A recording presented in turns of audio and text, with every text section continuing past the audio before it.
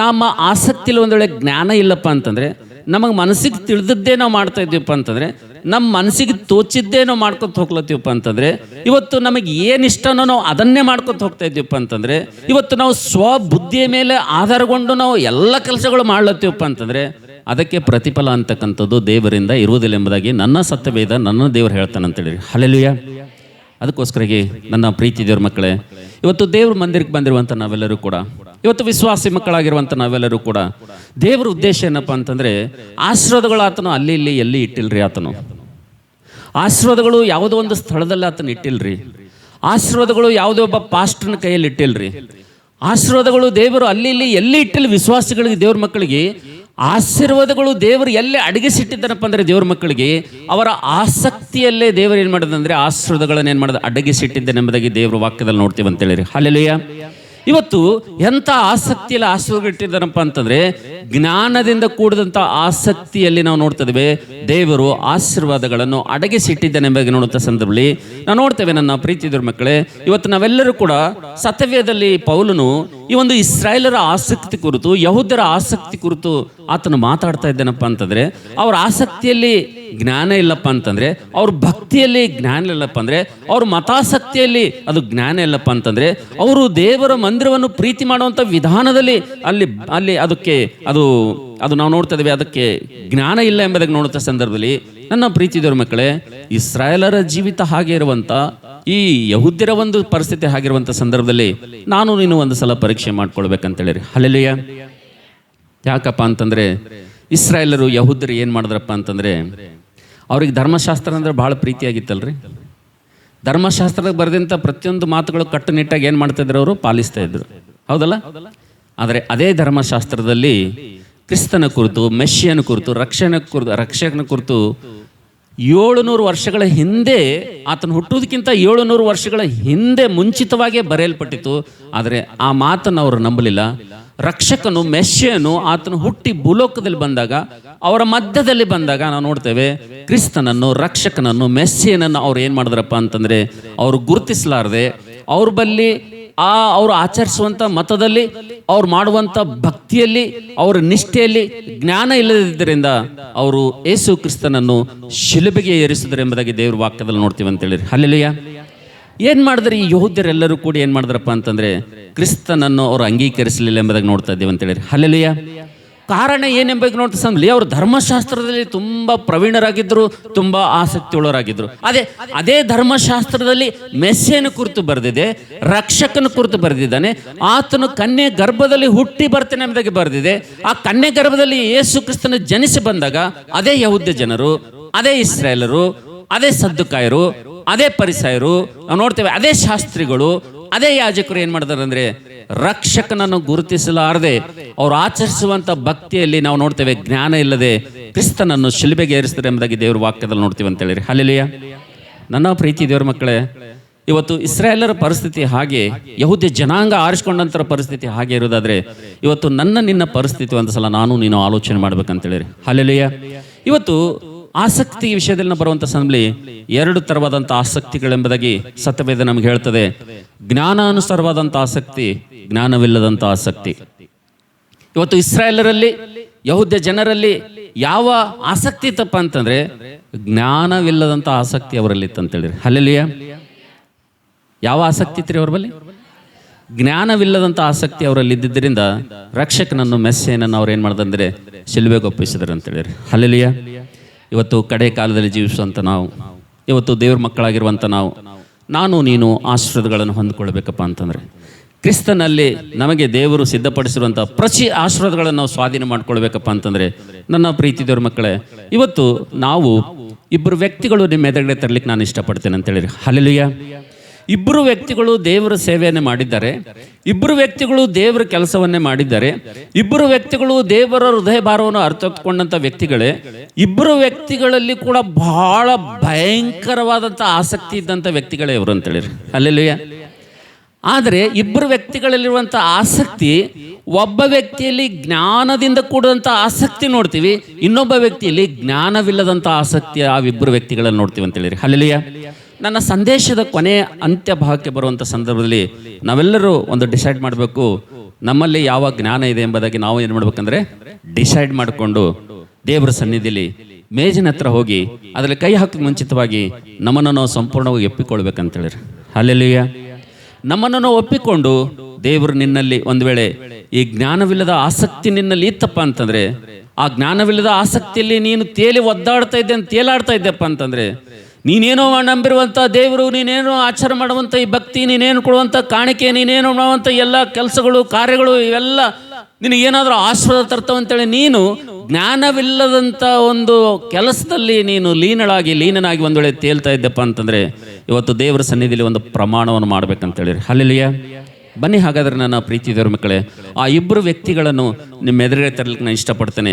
ಒಬ್ಬ ವ್ಯಕ್ತಿ ಜ್ಞಾನದಿಂದ ಕೂಡಿದಂಥ ಆಸಕ್ತಿ ಆತನಲ್ಲಿತ್ತಂತೇಳಿರಿ. ಹಲ್ಲೆಲೂಯಾ. ಇನ್ನೊಬ್ಬ ವ್ಯಕ್ತಿ ಜೀವಿತ ಹೆಂಗಿತ್ರಿ?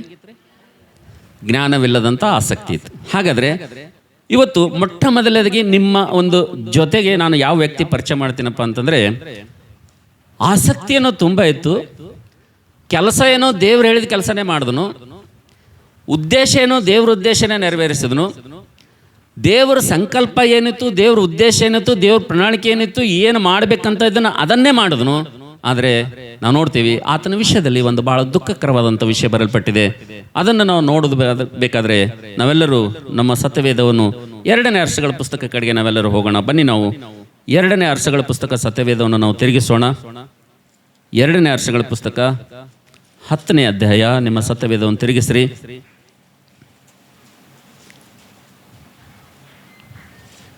2ನೇ ವರ್ಷಗಳ ಪುಸ್ತಕ 10ನೇ ಅಧ್ಯಾಯ. ಯಾರಾದರೂ ದಯವಿಟ್ಟು 30ನೇ ವಚನ ಓದಮ್ಮ. ಯೆಹೋವನು ಯೆಹೋವನಿಗೆ ನೀನು ನನ್ನ ದೃಷ್ಟಿಗೆ ಸರಿಯಾದದ್ದನ್ನು ನಡೆಸಿ ನನ್ನ ಮೆಚ್ಚುಗೆಯನ್ನು ಪಡೆದಿ ಅಹಾಬನ ಮನೆಯವರನ್ನು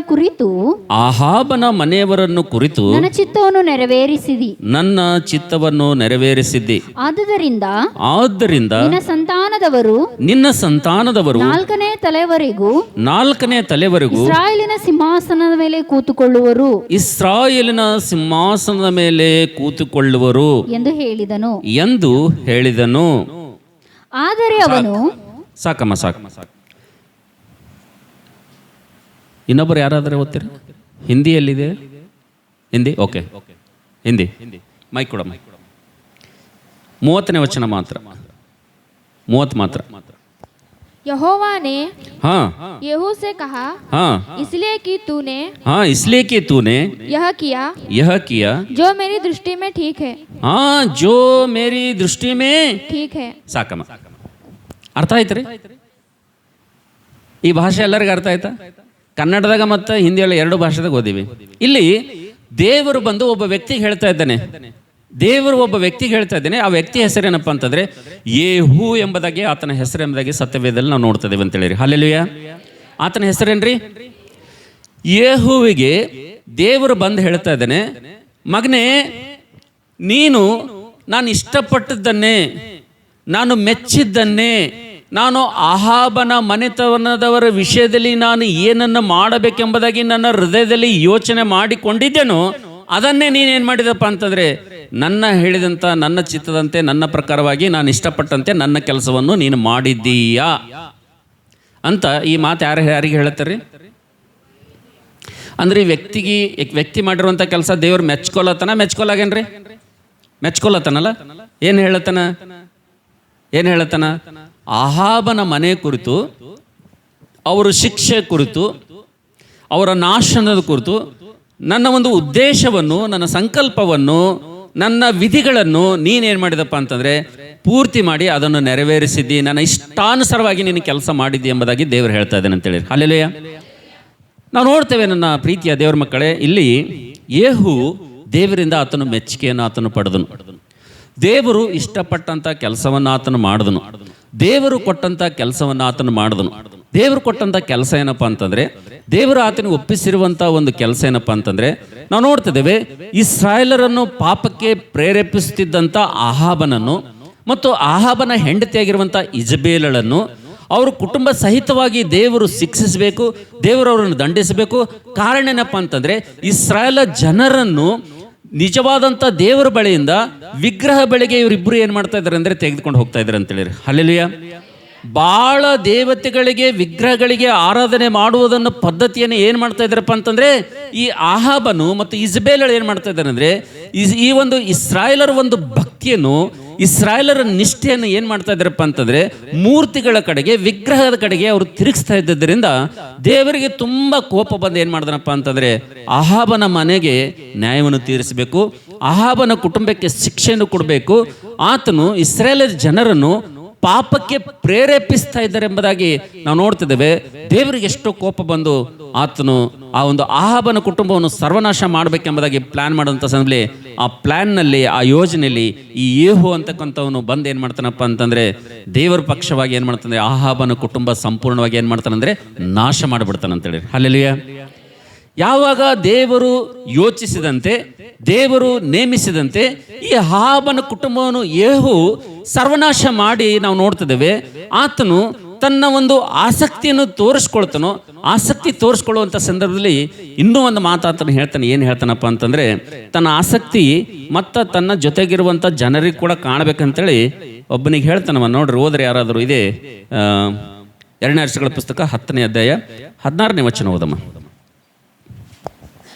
ಅವನು ತನ್ನ ರಥದಲ್ಲಿ ಅವನನ್ನು ತನ್ನ ರಥದಲ್ಲಿ ಕೂರಿಸಿಕೊಂಡು ಯೇಹು ಅವನನ್ನು ತನ್ನ ರಥದಲ್ಲಿ ಕೂರಿಸಿಕೊಂಡು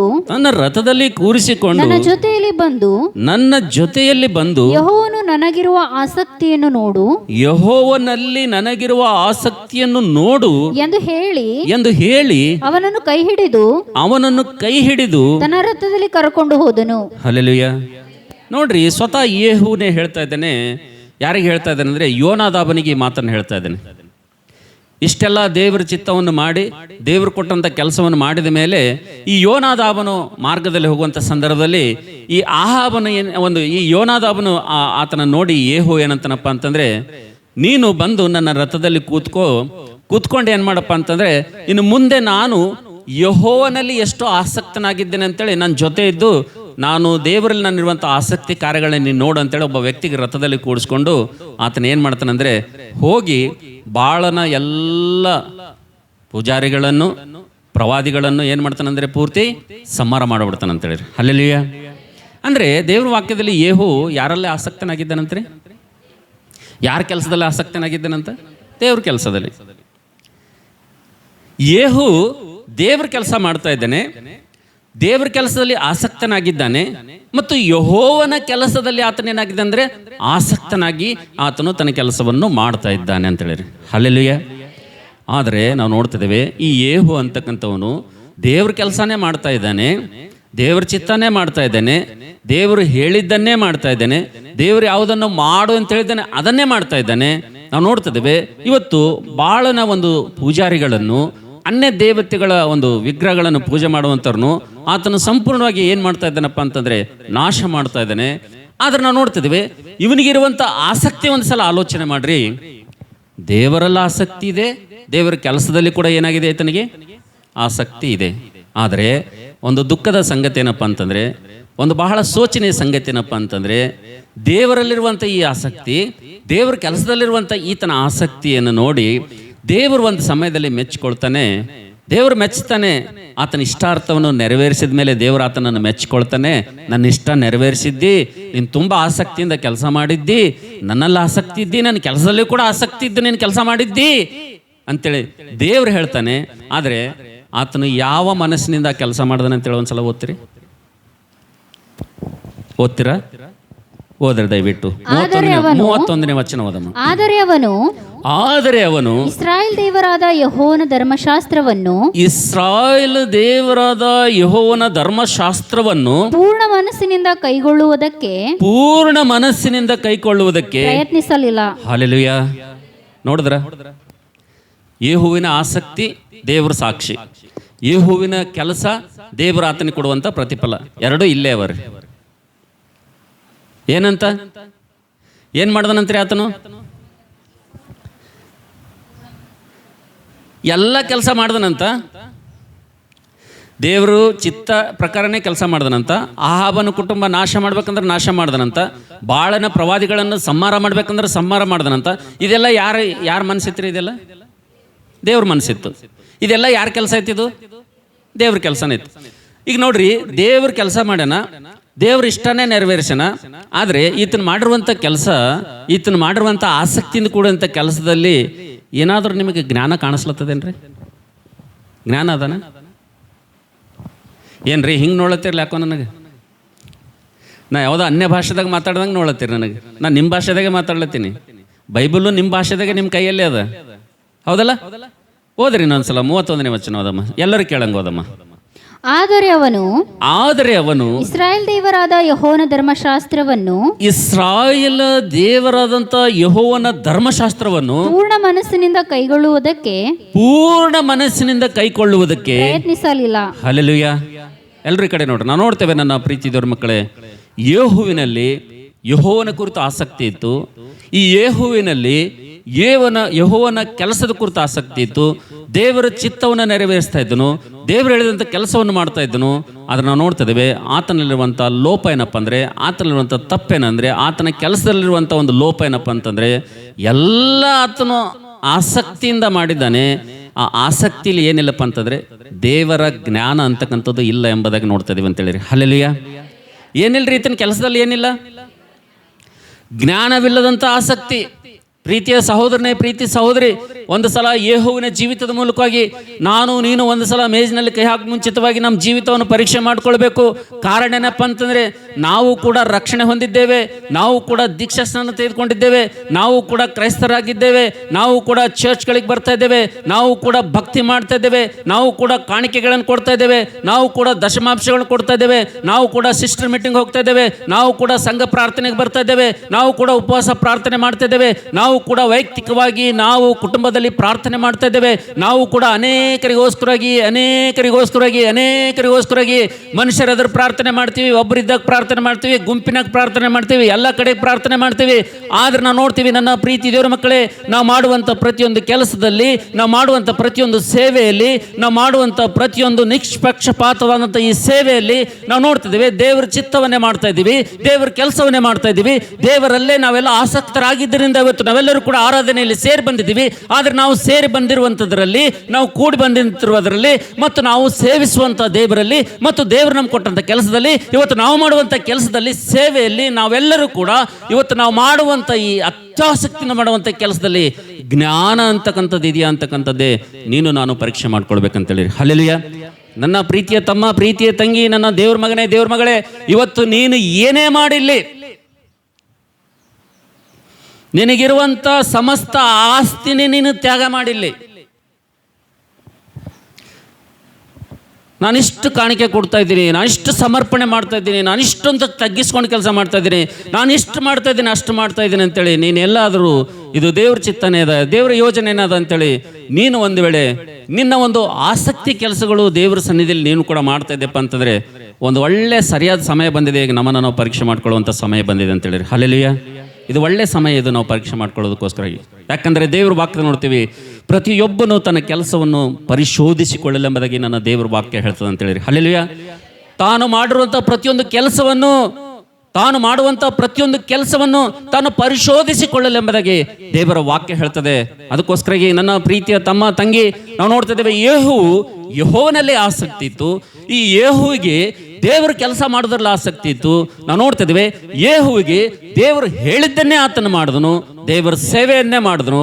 ಅದನ್ನು ನೋಡ್ತಾ ಇದ್ದೇವೆ ದೇವರ ವಾಕ್ಯದಲ್ಲಿ 31ನೇ ವಚನದಲ್ಲಿ. ಆತನ ಇತಿಹಾಸ ನೋಡ್ತೇವೆ, ಆತನ ಚರಿತ್ರೆ ನೋಡ್ತೇವೆ, ಆತನ ಅಂತ್ಯ ನೋಡ್ತೇವೆ. ಆತನು ಎಂಥವನಾಗಿದ್ದನಪ್ಪ ಅಂತಂದರೆ, ಆತನು ಯೆಹೋವನ ಧರ್ಮಶಾಸ್ತ್ರವನ್ನು ಪೂರ್ಣ ಮನಸ್ಸಿನಿಂದ ಆತನು ಅಂಗೀಕರಿಸಲಿಲ್ಲ ಎಂಬುದಾಗಿ ನೋಡ್ತಾ ಇದ್ದೇವೆ. ಹಾಗಾದ್ರೆ ನನ್ನ ಪ್ರೀತಿ ದೇವರ ಮಕ್ಕಳೇ, ನೀವು ದೇವರ ಸನ್ನಿಧಿಗೆ ಬರ್ತಾ ಇದ್ರಿ, ದೇವ್ರ ಮಂದಿರಕ್ಕೆ ಬರ್ತಾ ಇದ್ರಿ, ಈ ಯೆಹೋವಿನ ಒಂದು ಆಸಕ್ತಿಗೂ ನೀವು ಇವತ್ತು ಮಾಡುವಂಥ ಆಸಕ್ತಿಗೂ ಏನಾದರೂ ಸ್ವಲ್ಪ ವ್ಯತ್ಯಾಸ ಕಾಣ್ತಾ ಇದೆಯಾ? ಯಾಕಪ್ಪ ಅಂತಂದರೆ ಆತನು ದೇವ್ರ ಸೇವೆ ಮಾಡಿದಂತೆ ನೀವು ದೇವ್ರ ಸೇವೆ ಮಾಡ್ತಿದ್ರಿ, ಆತನು ದೇವ್ರ ಕೆಲಸ ಮಾಡದಂತೆ ನೀವು ದೇವ್ರ ಕೆಲಸ ಮಾಡ್ತಾ ಇದ್ರಿ, ಆತನು ದೇವರಲ್ಲಿ ಆಸಕ್ತಿ ಇದ್ದನಂತೆ ನೀವು ಕೂಡ ಆಸಕ್ತಿಯಿಂದ ಕೆಲಸ ಮಾಡ್ತಾ ಇದ್ರಿ. ಆದರೆ ಆ ಆಸಕ್ತಿಯಲ್ಲಿ ಏನಿರಬೇಕಪ್ಪ ಅಂತಂದರೆ ಜ್ಞಾನ ಅಂತಕ್ಕಂಥದ್ದು ಇರಬೇಕಂತೇಳಿ. ಹಲ್ಲೆಲೂಯಾ. ಆ ಜ್ಞಾನ ಯಾವಾಗ ಬರ್ತದಪ್ಪ ಅಂತಂದರೆ ಯೆಹೋವನ ಧರ್ಮಶಾಸ್ತ್ರವನ್ನು ಪೂರ್ಣ ಮನಸ್ಸಿನಿಂದ, ಪೂರ್ಣ ಬುದ್ಧಿಯಿಂದ, ಪೂರ್ಣ ಶಕ್ತಿಯಿಂದ, ಪೂರ್ಣ ಬಲದಿಂದ ಯಾರು ಕೈಕೊಳ್ತಾರಲ್ರಿ ಅವರು ದೇವರ ಆಸಕ್ತಿಯಲ್ಲಿ ಜ್ಞಾನ ಅಡಗಿದೆ ಎಂಬುದಾಗಿ ನೋಡ್ತೀವಿ ಅಂತೇಳಿ. ಹಲ್ಲೆಲೂಯಾ. ಒಂದು ವೇಳೆ ನಾವು ಚರ್ಚಿಗೆ ಬರ್ತಾ ಇದ್ದೀವಿ, ಸೇವೆ ಮಾಡ್ಲತ್ತೀವಿ, ಸಾಕಷ್ಟು ಕಾಣಿಕೆ ಕೊಡ್ಲತ್ತೀವಿ, ಆದರೆ ದೇವರ ಮಾತೇ ನಾವು ಕೇಳಲಾಗಿದ್ದೀವಿ ಅಂದ್ರೆ, ದೇವ್ರ ಮಾತು ನಾವು ಕೇಳಲಾಗಿದ್ದೀವಿ ಅಂದ್ರೆ ಆಶೀರ್ವಾದ ಬರ್ತದ್ರಿ. ನಮಗೆ ಸ್ವಲ್ಪ ಸ್ಯಾಟಿಸ್ಫ್ಯಾಕ್ಷನ್ ಇರ್ತದೆ, ಏನು ಸ್ವಯಂ ತೃಪ್ತಿ ಅಂತಕ್ಕಂಥದ್ದು ಇರ್ತದೆ. ಏನು, ಇವತ್ತು ನಾ ಚರ್ಚಿಗೆ ಹೋಗೀನಿ. ಎಲ್ಲಿ ಹೋಗೀನಿ? ಚರ್ಚಿಗೆ ಹೋಗೀನಿ. ಅಪ್ಪ ಚರ್ಚಿಗೆ ಹೋದ್ಮೇಲೆ ಒಂಥರ ಫೀಲಿಂಗ್ ಇರ್ತದೆ ಒಬ್ಬೊಬ್ರಿಗೆ. ಇವತ್ತು ನಾ ಎಲ್ಲಿಗೆ ಹೋಗಿ ಬಂದೀನಿ? ಚರ್ಚಿಗೆ ಹೋಗಿ ಬಂದು, ಅದೊಂದು ಫೀಲಿಂಗ್ ಬೇರೆನೆ. ಇವತ್ತು ನಮ್ಮ ಶಕ್ತಿ ಮೀರಿ ಇವತ್ತು ಯಾವುದಾದೊಂದು ಕಾಣಿಕೆ ಸೇವೆಯಲ್ಲಿ ಒಂದು ವೇಳೆ ನಾವು ಕೊಟ್ಟೆವು ಅಂತೇಳಿ, ನಾವು ಯಾರಾದರೂ ಮುಂದೆ ಬಂದು ಸ್ವಲ್ಪ ಯಾರು ಕೊಡಲಾರ್ದಂಥ ಕಾಣಿಕೆ ಹೆಚ್ಚಿಗೆ ನಾವು ಕೊಟ್ಟೆವು ಅಂತೇಳಿ, ಅವತ್ತು ನಮ್ಮ ಫೀಲಿಂಗ್ ಹೆಂಗಿರ್ತದೆ ರೀ? ನಮ್ಮ ಮನಸ್ಸು ಹೆಂಗಿರ್ತದೆ? ಭಾಳ ಕೂಲ್ ಇರ್ತದೆ ನಮ್ಮ ಮನಸ್ಸು, ಹೌದಲ್ಲ? ನಾನು ಏನೋ ಒಂದು ದೊಡ್ಡ ಸಾಧನೆ ಮಾಡಿದ್ದೀನಿ ಅಂತ ಆ ರೀತಿಯಾಗಿ ನಮ್ಮ ಮನಸ್ಸಾಕ್ಷಿ ನಮಗೆ ಹೇಳ್ತವೆ. ಕಾರಣ ಏನು? ಯಾರು ಮಾಡದಂಥ ಕೆಲಸ, ಯಾರು ಕೊಡಲಾರ್ದಂಥದ್ದು ಏನು ಮಾಡಿದ್ದೀನಿ ನಾನು? ಕೊಟ್ಟಿನ ಅನ್ನೋದು ಏನಿರ್ತದೆ ನಮಗೆ? ಒಂಥರ ಫೀಲಿಂಗ್ ಇರ್ತದೆ ನಮಗೆ, ಇರ್ತದಲ್ರಿ? ನಾವು ಏನೋ ಒಂದು ಕೆಲಸ, ಒಳ್ಳೆ ಕೆಲಸ ಮಾಡಿದಾಗ ನಮ್ಗೆ ಆಟೋಮೆಟಿಕ್ಕಾಗಿ ಒಂದು ಫೀಲಿಂಗ್ ನಮಗೆ ಇದ್ದೇ ಇರ್ತದೆ ಅಂತೇಳಿ. ಸ್ವಯಂ ತೃಪ್ತಿ ಅಂತಕ್ಕಂಥದ್ದು ಇದ್ದೇ ಇರ್ತದಲ್ರಿ?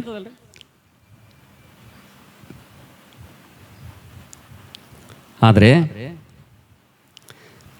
ನಾವು ಮಾಡುವಂಥ ಪ್ರತಿಯೊಂದು ಕೆಲಸದಲ್ಲಿ ಏನಿರ್ಬೇಕ್ರಿ? ಆಸಕ್ತಿಯಿಂದ ಮಾಡ್ತಾ ಇದ್ದೀವಿ. ಹೆಂಗೆ ಮಾಡ್ಲತ್ತೀವಿ? ಆಸಕ್ತಿಯಿಂದ ಮಾಡ್ಲತ್ತೀವಿ. ಆ ಆಸಕ್ತಿಯಿಂದ ಮಾಡುವಂಥ ಕೆಲಸದಲ್ಲಿ ಜ್ಞಾನ ಅಂತಕ್ಕಂಥದ್ದು ಇದೆಯಾ?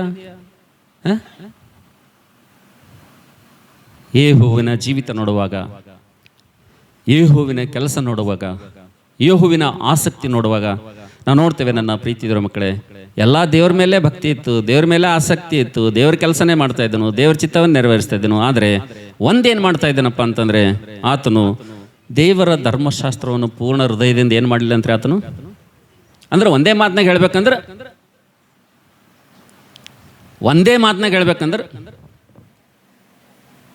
ಪುರಾಣ ಹೇಳಕ್ಕ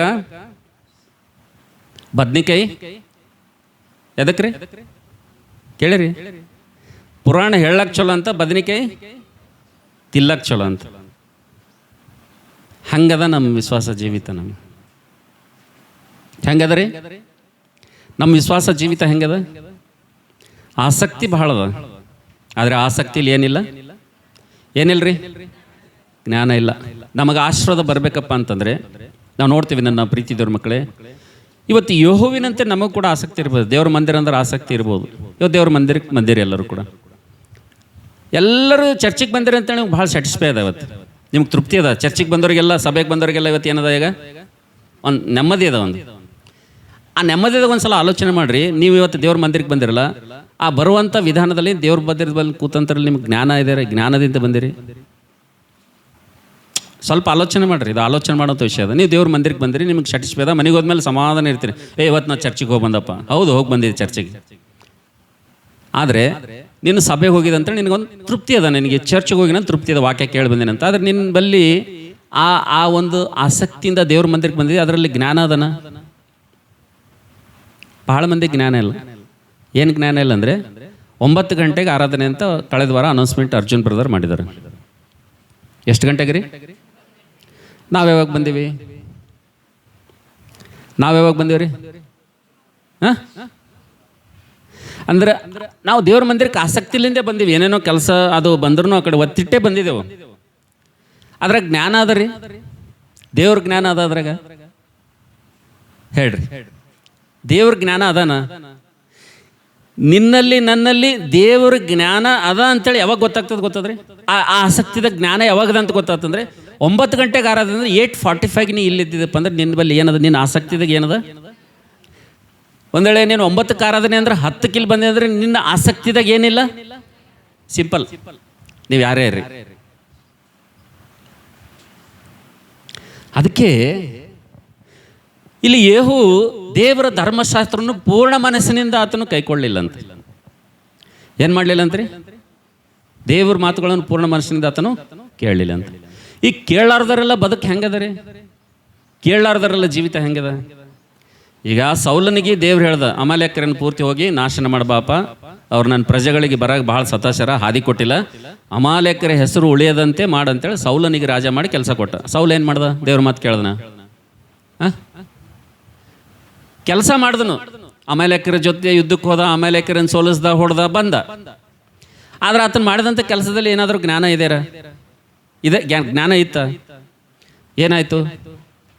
ಇಲ್ಲಿ ಯೇಹೋ ಹೇಗೆ ಯೆಹೋವನ ಧರ್ಮಶಾಸ್ತ್ರನ ಪೂರ್ಣ ಆತನ ಕೈಕೊಳ್ಳಲಿಲ್ಲ, ಹಾಗೆ ಈತನ ಸೌಲನ ಏನು ಮಾಡಿದ? ದೇವ್ರ ಮಾತುಗಳನ್ನು ಆತನ ಏನು ಮಾಡಲಿಲ್ಲ?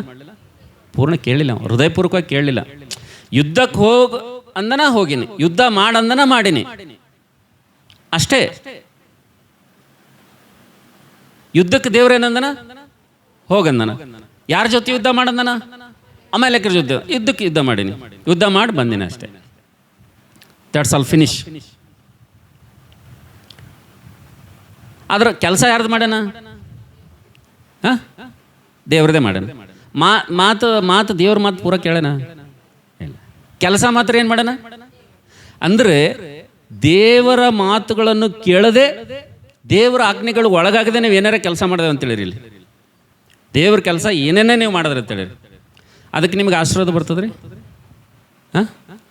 ದೇವ್ರ ಮಾತೇ ಕೇಳಿಲ್ಲ ನೀವು ಅಂದ್ರೆ, ನಾ ಕೆಲಸ ಮಾಡ್ತೀನಪ್ಪ, ಇಲ್ಲಿ ಕಸ ಹೊಡಿತೀನಿ, ನಾ ಜರ ತೊಳಿತೀನಿ, ನಾನು ಜಾಡು ಹೊಡಿತೀನಿ, ನಾ ಅಡುಗೆ ಮಾಡ್ತೀನಿ, ನೀ ದೇವ್ರ ಮಾತೇ ಕೇಳಲ್ಲ ಅಂದ್ರೆ ಆತನ ಕೆಲಸ ನೀ ಆಸಕ್ತಿಲಿಂದ ಮಾಡ್ಲತ್ತಿದಂದ್ರೆ ಅದಕ್ಕೆ ನಿನಗೇನಾದರೂ ಪ್ರತಿಫಲ ಬರ್ತದ?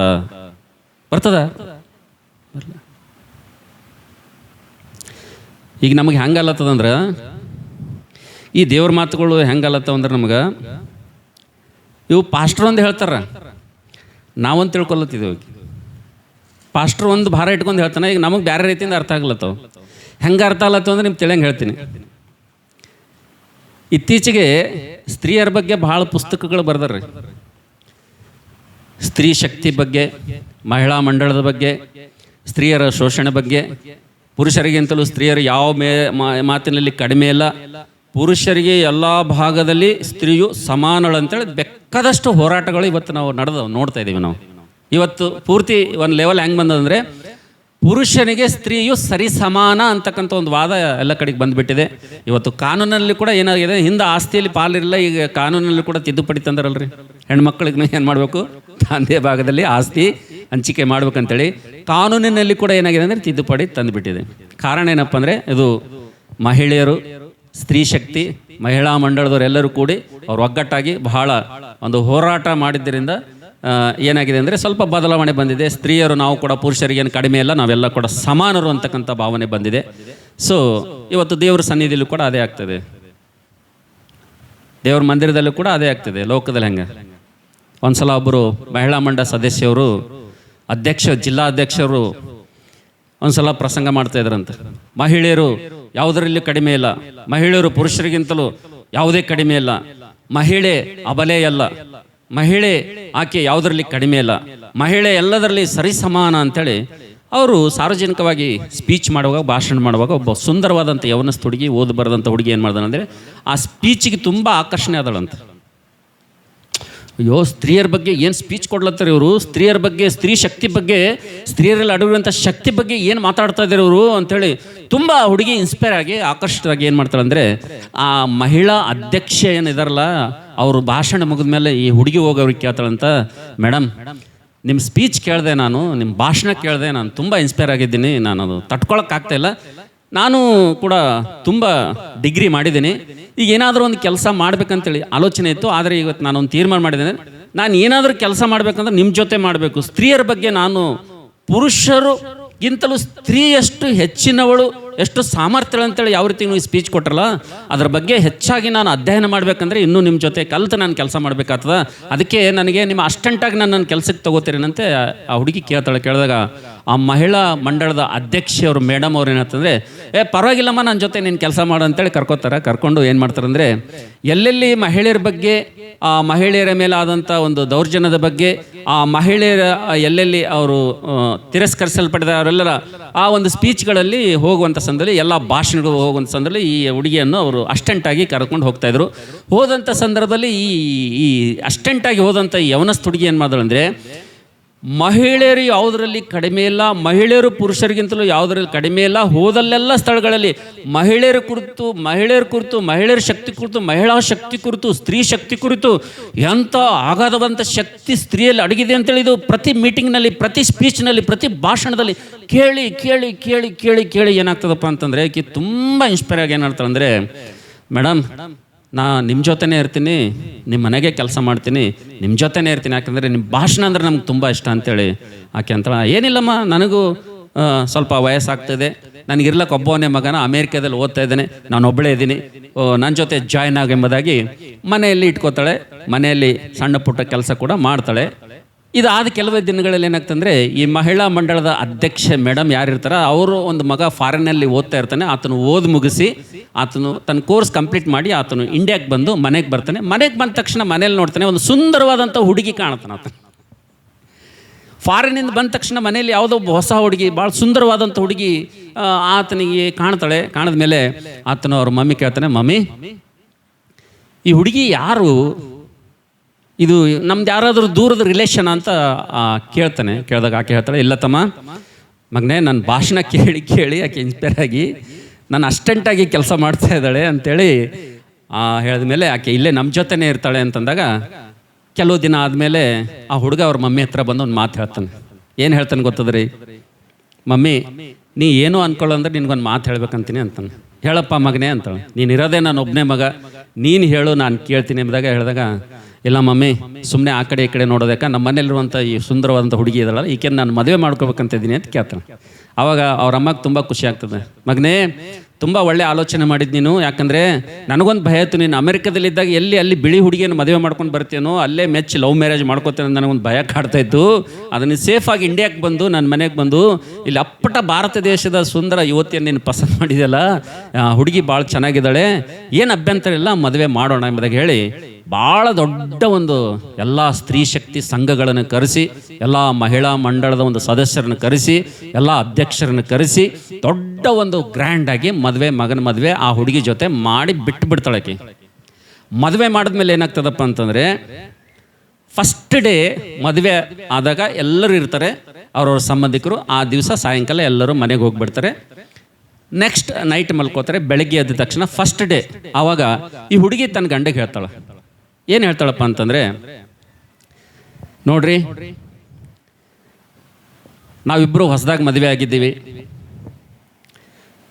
ಆದರೆ ಇವತ್ತು ನಾವು ನಮ್ಮ ಜೀವನ ಪೂರ್ತಿ ನಾವು ಸಂತೋಷವಾಗಿರ್ಬೇಕಂದ್ರೆ, ನಮ್ಮ ಬದುಕು ನೆಮ್ಮದಿಯಾಗಿರ್ಬೇಕಂದ್ರೆ, ನಮ್ಮ ದಾಂಪತ್ಯ ಜೀವಿತ ಸುಖವಾಗಿರ್ಬೇಕಪ್ಪ ಅಂತಂದರೆ ನಾವಿಬ್ಬರು ಮ್ಯೂಚುವಲ್ ಆಗಿ ಹೀಗೆ ಒಂದು ಒಪ್ಪಂದಕ್ಕೆ ಬರಬೇಕು, ನಾವಿಬ್ಬರು ಚೆನ್ನಾಗಿ ಮಾತಾಡ್ಕೊಳ್ಬೇಕು, ಒಬ್ರನ್ನೊಬ್ಬರು ಅರ್ಥ ಮಾಡ್ಕೊಂಡ್ರೆ ಮುಂದೆ ಭವಿಷ್ಯತ್ತಿನಲ್ಲಿ ನಾವು ಜಗಳ ಬರಂಗಿಲ್ಲ ನಮ್ಮ ಮಧ್ಯದಲ್ಲಿ ಎಂಬುದಾಗಿ ಹುಡುಗಿ ಹೇಳಿದಾಗ ಇವನಿಗೆ ಭಾಳ ಸಂತೋಷ ಆಗ್ತದೆ. ಅಯ್ಯೋ ನಾನು ಮದುವೆ ಮಾಡ್ಕೊಂಡಿದ್ದು ಒಳ್ಳೆ ಹುಡುಗಿನೇ ಆಯಿತು, ಮತ್ತು ಇಷ್ಟೊಂದು ಒಂದು ಮುಂದಾಲೋಚನೆ ಕೂಡ ಈಕೆಯಲ್ಲಿ ಇದೆ ಅಲ್ಲಪ್ಪ ಅಂಥೇಳಿ ಆತನ ಏನು ಮಾಡ್ತಾನಂದರೆ, ಸರಿ ಸ್ವೀಟಿ ನೀನು ಏನೇ ಹೇಳ್ತೀಯ ಅದು ನಾನು ಕೇಳ್ತೀನಿ, ಒಳ್ಳೇದೇ ಅದು, ನಾವು ಮುಂಚೆನೇ ನಾವೆಲ್ಲ ಅರ್ಥ ಮಾಡ್ಕೊಂಡೇವು ಅಂತಂದರೆ ನಮ್ಮ ಬದುಕು ಭಾಳ ಚೆನ್ನಾಗಿರ್ತದ, ಸರಿ ನೀನೇ ಪ್ರಾರಂಭ ಮಾಡು, ಹೆಂಗೆ ನಮ್ಮ ಜೀವನ ಮಾಡ್ಬೇಕಂತೇಳಿ, ನಮ್ಮ ಸಂಸಾರ ಹೆಂಗೆ ಮಾಡ್ಬೇಕಂತೇಳಿ ಸ್ವಲ್ಪ ನೀನೇ ಪ್ರಾರಂಭ ಮಾಡು ಅಂತ ಹೇಳಿದಾಗ ಆಕೆ ಹೇಳ್ತಾಳೆ, ಏನಿಲ್ಲರಿ ಸಿಂಪಲ್ ಆಗಿ ಏನಪ್ಪ ಅಂತಂದರೆ ನಮ್ಮ ಮಧ್ಯದಲ್ಲಿ ಗೊಡವೆ ಬರಬಾರ್ದು, ನಮ್ಮ ಮಧ್ಯದಲ್ಲಿ ಮನಸ್ತಾಪ ಬರಬಾರ್ದು, ನಮ್ಮಲ್ಲಿ ಏನೋ ಮನಸ್ತಾಪ ಜಗಳ ಏನು ಬರಬಾರ್ದು, ನಾವು ಬೇರೆ ಬೇರೆ ಆಗಬಾರ್ದಪ್ಪ ಅಂತಂದರೆ ಏನಿಲ್ಲರಿ ಸಿಂಪಲ್ ಆಗಿ ಏನಪ್ಪ ಅಂತಂದರೆ ನಾನೇನು ಮಾಡಿದ್ದೀನಪ್ಪ ಅಂತಂದರೆ ಒಂದು ಪಾಲಿಸಿ ಇದೆ. ಏನಪ್ಪ ಅಂತಂದರೆ ನೋಡಿರಿ, ಒಂದು ದಿವಸ ನಾ ಬಟ್ಟೆ ಒಗಿತೀನಿ, ಒಂದು ದಿವಸ ನೀವು ಬಟ್ಟೆ ಒಗಿಬೇಕು, ಒಂದು ದಿವಸ ನಾ ಅಡುಗೆ ಮಾಡ್ತೀನಿ, ಒಂದು ದಿವಸ ನೀವು ಅಡುಗೆ ಮಾಡಬೇಕು, ಒಂದು ದಿವಸ ನಾ ಪಾತ್ರೆ ತೊಳಿತೀನಿ, ಒಂದು ದಿವಸ ನೀವು ಪಾತ್ರೆ ತೊಳಿಬೇಕು, ಒಂದು ದಿವಸ ನಾ ಕಸ ಹೊಡಿತೀನಿ, ಒಂದು ದಿವಸ ನೀವು ಕಸ ಹೊಡಿಬೇಕ್ರಿ, ಇದು ಲೈಫ್ ಲಾಂಗ್ ಇರಬೇಕ್ರಿ ಅಂತ ಹೇಳಿದ್ರಾಕಿ. ಆವಾಗ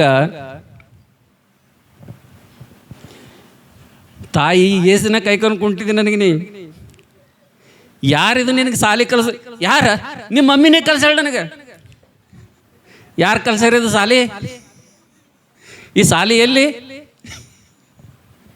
ಯಾರು ಕಲ್ಸಾರ ಅಂದ್ರೆ ನಿಮ್ಮ ಮಮ್ಮಿಲಿಂದೇ ಕಲ್ತಿನ, ನಿಮ್ಮ ಮಮ್ಮಿಲಿಂದ ಇನ್ಸ್ಪೈರ್ ಆಗಿನ, ನಿಮ್ಮ ಮಮ್ಮಿಲಿಂದ ಎಲ್ಲ ಕಲ್ತಿನ. ಅವ್ರು ಏನು ಹೇಳಿರೋದು ಮಾತನ್ನ ಒಂದನ್ನು ತಪ್ಪಂಗಿಲ್ಲ. ಸ್ತ್ರೀ ಪುರುಷನಿಗಿಂತಲೂ ಕಡಿಮೆ ಅಲ್ಲ. ಮಮ್ಮಿ ಹತ್ರ ಹೋಗ್ತಾನೆ, ಮಮ್ಮಿ ಹತ್ರ ಹೋಗಿ, ಮಮ್ಮಿ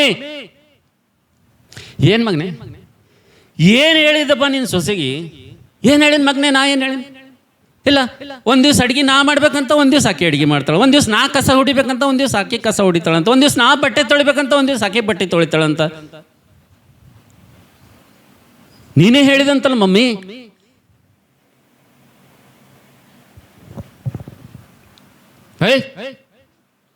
ಅವೆಲ್ಲ ಭಾಷಣದಾಗ ಹೇಳಿನ, ಅವೆಲ್ಲ ಎಲ್ಲಿ ನಮ್ಮ ಮನೆಗೆ ಹೆಣ್ಣು ಮಾಡ್ಲಕ್ಕೆ ಹೇಳಿ ನಿನಗ, ತಗೋ ಬಾರಿಗೆ ಅಂದಳಂತ. ಯಾರು? ಅತ್ತಿ.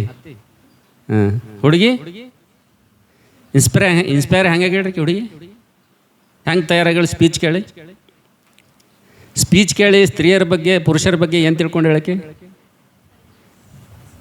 ಸ್ತ್ರೀಯು ಪುರುಷನಿಗಿಂತಲೂ ಕಡಿಮೆ ಅಲ್ಲ, ಸ್ತ್ರೀಯಲ್ಲಿ ಅಡಗಿರುವಂಥ ಶಕ್ತಿ ಅಪಾರ, ಪುರುಷನಿಗಿಂತಲೂ ಯಾವುದೇ ಭಾಗದಲ್ಲಿ ಕಡಿಮೆ ಇಲ್ಲ. ಅದಕ್ಕಾಗಿ ಸಮಾನತೆ ಅಂತಕ್ಕಂಥದ್ದು ಕೇಳಿ ಕೇಳಿ ಕೇಳಿ ಕೇಳಿ ಕೇಳಿ ಕೇಳಿ ಪಾಪ ಹುಡುಗಿ ತನ್ನ ಲೈಫ್ನಲ್ಲಿ ಮದುವೆ ಆದ ಗಂಡನಿಗೆ ಹೇಳ್ತಾಳೆ, ನೋಡ್ರಿ ನಾನು ನೀನು ಇಬ್ಬರು ಏನು ಸಮ, ಯಾರು ದೊಡ್ಡವರಿಲ್ಲ ಯಾರು ಸಣ್ಣವರಿಲ್ಲ, ನಾವೆಲ್ಲ ಒಂದಿನ ನೀ ಮಾಡಬೇಕು ಒಂದಿನ.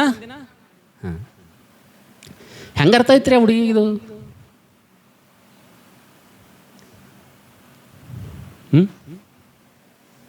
ಇವತ್ತು ಚರ್ಚ್ನಾಗ ಪಾಸ್ಟ್ ಹೇಳೋ ಮಾತುಗಳು ನಮಗೂ ಹಿಂಗೆ ಅನ್ನಿಸ್ಲತ್ತವ, ಹೌದಲ್ಲ? ಚರ್ಚ್ನಾಗ ಹೇಳೋ ಪಾಸ್ಟರ್ ಮಾತುಗಳನ್ನ ಹೆಂಗೆ ಅನ್ನಿಸ್ಲತ್ತವ ರೀ? ಹೆಂಗೆ ಅನ್ನಿಸ್ಲತ್ತವ? ಹಿಂಗೆ ಅನ್ನಿಸ್ಲತ್ತವ, ಹೌದಲ್ಲ? ಪಾಸ್ಟರ್ ಒಂದು ಹೃದಯ ಭಾರ ಇಟ್ಕೊಂಡು ಹೇಳ್ತಾನೆ, ಆದರೆ ವಿಶ್ವಾಸಿ ಮಕ್ಕಳು ಮತ್ತೊಂದು ಆಲೋಚನೆ ಮಾಡ್ತಾರೆ ಅಂತೇಳಿ. Hallelujah, hallelujah. ನನ್ನ ಪ್ರೀತಿ ದೇವ್ರ ಮಕ್ಕಳೇ, ನಮ್ಮ ಜೀವಿತದಲ್ಲಿ ನಾವು ಯಾಕಪ್ಪ ಈ ಭಕ್ತಿ ಮಾಡ್ತಾ ಇದ್ದೇವೆ ಅಂದರೆ ನಮ್ಮ ಆಶೀರ್ವಾದಕ್ಕಾಗಿ ನಾವು ಮಾಡ್ತಾ ಇದ್ದೇವೆ ರೀ. ನಮಗೆ ಆಶೀರ್ವಾದಗಳು ಬೇಕು, ಆಶೀರ್ವಾದಕ್ಕಾಗಿ ನಾವು ಬಂದಿದ್ದೀವಿ ಅಂತೇಳಿ. ಹಾಲೆಲೂಯ. ಆದರೆ ನನ್ನ ಪ್ರೀತಿ ದೇವ್ರ ಮಕ್ಕಳೇ, ಇಬ್ಬರು ವ್ಯಕ್ತಿಗಳು ನಿಮ್ಮ ಎದುರುಗಡೆ ನಾನು ತಂದಿದ್ದೇನೆ. ಮೊದಲನೇ ವ್ಯಕ್ತಿ ಯೇಹು. ನಾವು ನೋಡ್ತಿದ್ದೇವೆ, ಆತನು ತುಂಬ ಆಸಕ್ತಿಯಿಂದ ಆತನು ದೇವರು ಹೇಳಿದಂಥ ಕೆಲಸವನ್ನು ಮಾಡಿದನು, ದೇವರಲ್ಲಿ ಆಸಕ್ತನಾಗಿದ್ದನು.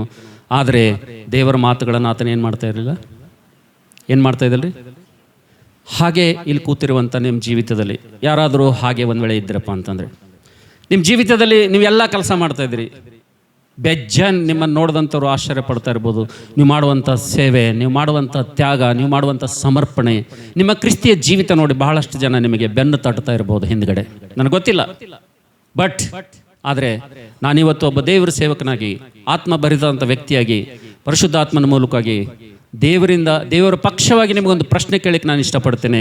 ನೀವು ಮಾಡುವಂಥ ಆಸಕ್ತಿಯಲ್ಲಿ, ನೀವು ಮಾಡುವಂಥ ಭಕ್ತಿಯಲ್ಲಿ ಜ್ಞಾನ ಅಂತಕ್ಕಂಥದ್ದು ನನ್ನ ಪ್ರೀತಿ ದೇವ್ರ ಮಕ್ಕಳೇ, ಒಬ್ಬ ಮನುಷ್ಯನಾಗಿ ಇವತ್ತು ನಿಮಗೆ ಕಾಣ್ಬೋದು, ಆದರೆ ಕಾಣದ ದೇವರು ನಿಮ್ಮ ಜೊತೆ ಮಾತಾಡ್ತೇನೆ ನಿಮ್ಮದಾಗ ಯಾರು ಕೂಡ ಮರೆತು ಹೋಗ್ಬೇಡ್ರಿ ಅಂತೇಳಿ. Hallelujah, hallelujah. ನಾವು ನೋಡ್ತೇವೆ ನನ್ನ ಪ್ರೀತಿ ದೇವ್ರ ಮಕ್ಕಳೇ, ಇವತ್ತು ನಾವೆಲ್ಲರೂ ಕೂಡ ಆಶೀರ್ವಾದಗಳನ್ನು ಬರಬೇಕಪ್ಪ ಅಂತಂದರೆ ಮೊಟ್ಟ ಮೊದಲನೇದಾಗಿ ನಾವು ಏನೇ ಕೆಲಸ ಮಾಡೋದಕ್ಕಿಂತ ಮುಂಚಿತವಾಗಿ ದೇವರ ಮಾತುಗಳನ್ನು ನಾವು ಏನು ಮಾಡ್ಬೇಕ್ರಿ? ಕೇಳಬೇಕು. ದೇವರ ಮಾತುಗಳನ್ನು ನಾವು ಕೇಳಿದೆವಪ್ಪ ಅಂತಂದರೆ, ದೇವರ ಒಂದು ಮಾತನ್ನು ನಾವು ಕೇಳಿದೆವಪ್ಪ ಅಂತಂದರೆ, ದೇವರ ಮಾತನ್ನು ಕೇಳಿ ನಾವು ಆತನ ಕೆಲಸ ಮಾಡಿದೆವಪ್ಪ ಅಂತಂದರೆ ಆ ಕೆಲಸಕ್ಕೆ ಪ್ರತಿಫಲ ಇರ್ತದೆ ಅಂತೇಳಿ. ಒಂದು ಕಡೆ ದೇವ್ರ ಮಾತು ಕೇಳಂಗಿಲ್ಲ, ಒಂದು ಕಡೆ ದೇವ್ರ ಸ್ವರ ಕೇಳಂಗಿಲ್ಲ, ಒಂದು ಕಡೆ ದೇವ್ರ ಜೊತೆ ನಮ್ಮ ಸಂಬಂಧ ಇರಂಗಿಲ್ಲ, ಆದರೆ ಎಲ್ಲ ದೇವ್ರ ಕೆಲಸ ಮಾಡ್ತೀವಿ ನಾವು. ಏನಾದರೂ ಪ್ರಯೋಜನ ಇದೆ ಏನ್ರಿ ಅದಕ್ಕೆ? ನನ್ನ ಪ್ರೀತಿ ದೇವ್ರ ಮಕ್ಕಳೇ, ಯೇಹುವಿನಲ್ಲಿ ದೇವರು ಎರಡು ತಪ್ಪುಗಳನ್ನ ಹೇಳ್ತಾ ಇದ್ದಾನೆ. ಮೊದಲನೇದಾಗಿ ನಾವು ನೋಡ್ತಾ ಇದ್ದೇವೆ ನನ್ನ ಪ್ರೀತಿ ದೇವ್ರ ಮಕ್ಕಳೇ, ಆತನು ಮಾಡಿರುವಂಥ ಎರಡು ತಪ್ಪುಗಳಲ್ಲಿ ಆತನು ಉತ್ತಮ 31ನೇ ವಚನ ಓದು.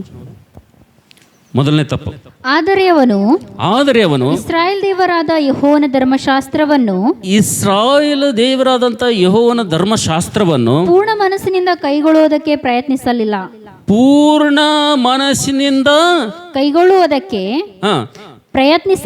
ಅಂದ್ರೆ ದೇವ್ರ ಮಾತುಗಳು ಪೂರ ಕೇಳಿಲ್ಲ, ಅರ್ಧಮರ್ಧ ಕೇಳಿದನು.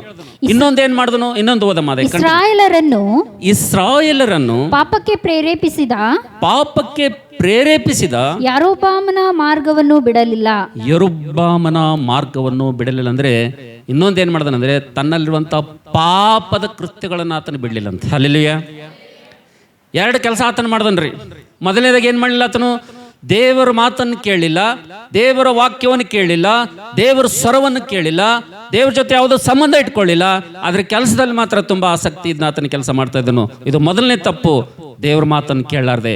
ಎರಡನೇ ತಪ್ಪೇನಪ್ಪ ಅಂತಂದ್ರೆ, ದೇವರ ವಾಕ್ಯದಲ್ಲಿ ಬರೆಯಲ್ಪಟ್ಟಿದೆ 31ನೇ 2ನೇ ಭಾಗದಲ್ಲಿ ಆತನು ಬಾಳನ ಒಂದು ಪೂಜಾರಿಗಳಿಗೆ ಪ್ರೇರೇಪಿಸಿದ.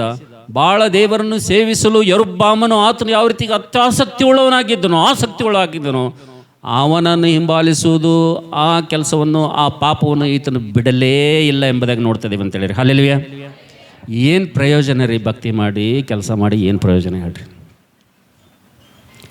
ಏನು ಕೆಲಸ ಮಾಡಿ ಏನು ಸಾಧನೆ ಮಾಡ್ತೀವಿ ಹೇಳ್ರಿ ನಾವು? ಈ ವ್ಯಕ್ತಿ ದೇವ್ರ ಜೊತೆ ಇದ್ದಾನೆ, ದೇವ್ರ ಕೆಲಸ ಮಾಡ್ತಾ ಇದ್ದಾನೆ, ದೇವರಲ್ಲಿ ಆಸಕ್ತಿ ಉಳ್ಳನಾಗಿದ್ದಾನೆ, ಆದರೆ ವೈಯಕ್ತಿಕವಾಗಿ ರಹಸ್ಯವಾಗಿರುವಂಥ ತನ್ನ ಪಾಪ ಬಿಟ್ಟು ಬಿಡ್ಲಿಕ್ಕೆ ಈತನಿಗೆ ಇಷ್ಟ ಇಲ್ರಿ. ಎಷ್ಟು ಜನ ವಿಶ್ವಾಸಿಗಳು ಇವತ್ತು ದೇವರ ಮಂದಿರಕ್ಕೆ ಬಂತ ಅನೇಕ ಕ್ರೈಸ್ತರು ಇವತ್ತು ಅಂತರಂಗದಲ್ಲಿರುವಂಥ ಗುಪ್ತವಾದಂಥ ರಹಸ್ಯವಾದಂಥ ಪಾಪಗಳನ್ನು ಬಿಟ್ಟು ಬಿಡದೆ ಇವತ್ತು ದೇವ್ರ ಕೆಲಸದಲ್ಲಿ ಕೈ ಹಾಕ್ತಾರೆ ನೋಡ್ರಿ. ನೀವು ದೇವರ ಸನ್ನಿಧಿಗೆ ಭಯ ಇರಲಾರದೆ ಇವತ್ತು ದೇವರ ಸನ್ನಿಧಿಯಲ್ಲಿ ಇವತ್ತು ಆತನ ಸನ್ನಿಧಿಯಲ್ಲಿ ಬಂದು ಕೂತ್ಕೊಳ್ತಾರೆ. ಇವತ್ತಿದೇನಾದರೂ ನಾವು ಮಾಡ್ತಾ ಇದ್ದೀವಪ್ಪ ಅಂತಂದರೆ ಸೆಲ್ಫ್ ಸ್ಯಾಟಿಸ್ಫ್ಯಾಕ್ಷನ್ಗೋಸ್ಕರವಾಗಿ ನಾವು ಮಾಡ್ತಾ ಇದ್ದೀವಿ, ಸ್ವಯಂ ತೃಪ್ತಿಗೋಸ್ಕರವಾಗಿ ನಾವು ಮಾಡ್ತಾ ಇದ್ದೀವಿ. ನನ್ನ ಪ್ರೀತಿ ದೇವ್ರ ಮಕ್ಕಳೇ, ನಂದು ಒಂದು ಪಾಲಿಸಿ ಏನಪ್ಪ ಅಂತಂದರೆ, ನಂದು ಒಂದು ಅಭ್ಯಾಸ ಏನಪ್ಪ ಅಂತಂದರೆ, ನಾನು ತುಂಬ ತಿಳಿಸಿ ಹೇಳ್ತೇನೆ. ನಾನು ಒಬ್ಬರಿದ್ದಾಗ ಹೇಳ್ತೇನೆ, ನಾನು ಇಬ್ಬರಿದ್ದಾಗ ಹೇಳ್ತೇನೆ, ಆಮೇಲೆ ನಾನು ಎಲ್ಲರ ಮುಂದೆ ಹೇಳ್ತೇನೆ. ಕೊನೆಗೆ 3 ಸಲ ನಾನು ಪ್ರಯತ್ನ ಮಾಡಿ ನಾನು ಹೇಳಿದಾಗ ನನ್ನ ಮಾತನ್ನು ಯಾರೋ ಒಂದು ವೇಳೆ ಕೇಳಿಲ್ಲ ಅಂತೇಳ್ರಿ, ನಾನೊಂದು ಹವ್ಯಾಸ ಏನಂತಂದರೆ ಅವ್ರ ಜೊತೆ ಲಿಂಕ್ ಕಟ್ ಮಾಡ್ತೀನಿ ರೀ. ನಾನು ಏನು ಮಾಡ್ತೀನಿ ರೀ? ಅವ್ರ ಜೊತೆ ಸಂಬಂಧ ಕಟ್ ಮಾಡ್ತೀನಿ. ನನ್ನ ಅಭ್ಯಾಸ ಏನಂತಂದರೆ, ಯಾರಾದರೂ ನಿದ್ದೆ ಹತ್ತಿ ಮಲ್ಕೊಂಡಿದ್ರೆ ಅವ್ರಿಗೆ ಎಬ್ಬಿಸ್ಲಕ್ಕೆ ಹೋಗ್ತೀನಿ. ನಿದ್ದೆ ಹತ್ತಿದಂಗೆ ಡೋಂಗಿ ಮಾಡ್ತಾರೆ ನೋಡ್ರಿ, ಅವ್ರಿಗೆ ಎಬ್ಬಿಸ್ಲಕ್ಕೆ ಯಾರ್ಲಿಂದ ಹಾಕಿದ್ರಿ? ನೀವು ಎಬ್ಬಿಸ್ತೀರಿ? ನೀವು ಎಟ್ಟೆ ಚಿವುಂಟ್ರಿ, ಎಟ್ಟೆ ತಿಮೀರಿ ನೀವು. ಅವ್ರು ಹೇಳಲ್ಲ. ಯಾಕೆ ಹೇಳಲ್ಲ? ಅವ್ರು ಆ್ಯಕ್ಟಿಂಗ್ ಮಾಡ್ಲತ್ತಾರ. ಅವ್ರು ಏನು ಮಾಡ್ಲತ್ತಾರ? ಅವರು ಡ್ರಾಮಾ ಮಾಡ್ಲತ್ತಾರ. ಅವರು ಡ್ರಾಮಾ ಮಾಡೋರಿಗೆ ನೀವು ಎಬ್ಬಿಸ್ಲಕ್ಕೆ ಸಾಧ್ಯನೇ ಇಲ್ಲ. ಕರಕರೆ ನಿದ್ದೆ ಹತ್ತದವ್ರಿಗೆ ಹೋಗಿ ಜರ ಹಿಂಗೆ ಮಾಡಿ ಬುಸುಕ್ಕಂತ ಹೇಳ್ತಾನವ. ಜರ ಟಚ್ ಆದರೆ ಗಾಳಿ ಏನಾರು ಹಿಂಗೆ ಹೋದರೆ ಹೇಳ್ತಾನವ. ಚರ್ಚಲ್ಲಿ ಅಂಥ ವಿಶ್ವಾಸಗಳಿದ್ದಾರೆ ಅಂದರೆ ನಾನು ಗುರುತಿಸ್ತೀನಿ. ಅವ್ರ ಜೊತೆ ನಾನು ಸಂಬಂಧ ಕಟ್ ಮಾಡ್ತೀನಿ. ನಿಮಗೆ ಬೇಕಾದ್ರೆ ಇಟ್ಕೊಳ್ರಿ. ನೀವು ಕುರಿಗಳರನ್ರಿ, ಇನ್ನು ಏನಾರ ಪ್ರೀತಿಯರೇನ್ರಿ, ಇನ್ನು ಪ್ರೇಮರನ್ರಿ, ನೀವು ಸಹೋದರಿಯರೇನ್ರಿ, ಸಹೋದರ ಏನಾರನ್ರಿ, ನೀವು ನನಗದು ಸಂಬಂಧ ಇಲ್ಲ, ನನಗದು ಬೇಕಾಗಿಲ್ಲ. ನನ್ನ ಹತ್ರ 3 ಆಪ್ಷನ್. ಮೊದಲು 2 ಆಪ್ಷನ್ನಲ್ಲಿ ನಾನು ಅವ್ರ ಪ್ರಾಣಕ್ಕೆ ಪ್ರಾಣ ಕೊಡ್ತೀನಿ. ನಾನು ಬಹಳವಾಗಿ ಪ್ರೀತಿ ಮಾಡ್ತೀನಿ, ಕ್ರಿಸ್ತನಂತೆ ಪ್ರೀತಿ ಮಾಡ್ತೀನಿ. ತಿರುಗಿ ಅದೇ ಅಂದರೆ ಇಲ್ಲಿದ್ದಿರಲ್ಲ ನೀವು ಇಷ್ಟು ಜನ ಯಾರೂ ಬರಲಿಲ್ಲ ಅಂತಂದ್ರೆ ನಾವು ಒಬ್ಬ ಕೂತ್ಕೋತೀನಿ ರೀ. ನೀವು ಯಾರು ಚರ್ಚಿಗೆ ಬರಲಿಲ್ಲರಿ, ನಂಗೆ ದೇವ್ರು ಎಂಥ ಧೈರ್ಯ ಕೊಟ್ಟನಂದರೆ ನಾವು ಒಬ್ಬನೇ ದೇವ್ರ ಸನ್ನಿಧಿಗೆ ಕೂತ್ಕೊಳ್ತೀನಿ ರೀ. ಯಾಕೋಬನಂತ ಅನುಭವ ದೇವ್ರು ನನಗೆ ಕೊಟ್ಟಿದ್ದಾನೆ ಅಂತೇಳಿ. ಹಲ್ಲೆಲೂಯಾ. ಗುಂಪುಗಳಿದ್ದ ಗೋವಿಂದ ಹೇಳೋದು ದೊಡ್ಡ ಮಾತಲ್ರಿ. 1000 ಜನ ಬಂದಾಗ 100 ಜನ ಬಂದಾಗ ಹೇಳೋದು ದೊಡ್ಡ ಮಾತಲ್ಲ. ದೇವರೊಂದಿಗೆ ನಮ್ಮ ವೈಯಕ್ತಿಕವಾದಂಥ ಸಂಬಂಧ ಮೇಂಟೈನ್ ಮಾಡೋದು ಬಹಳ ಮುಖ್ಯ ಅಂತೇಳಿರಿ. ಹಲ್ಲೆಲೂಯಾ. ನನಗೂ ನಿನಗೂ ಶಾಶ್ವತವಾದಂಥ ಆಶೀರ್ವಾದ ಬೇಕಪ್ಪ ಅಂತಂದರೆ ನಾವು ದೇವರೊಂದಿಗೆ ಸರಿಯಾದ ಲಿಂಕನ್ನು ಇಟ್ಕೊಳ್ಬೇಕಂತೇಳಿ. ಹಲ್ಲೆಲೂಯಾ. ಅಂಥವ್ರ ಜೊತೆ ನಾನು ರಾತ್ರಿ ಹಗಲು ಕಷ್ಟಪಡ್ತೀನಿ ರೀ. ಅಂಥವ್ರ ಜೊತೆ ರಾತ್ರಿ 12 ಗಂಟೆಗೆ ಬೇಕಾದ್ರೂ ನಾನು ಅವ್ರ ಜೊತೆ ಹೋಗಿ ಸೇರ್ತೀನಿ ಅಂತೇಳಿ.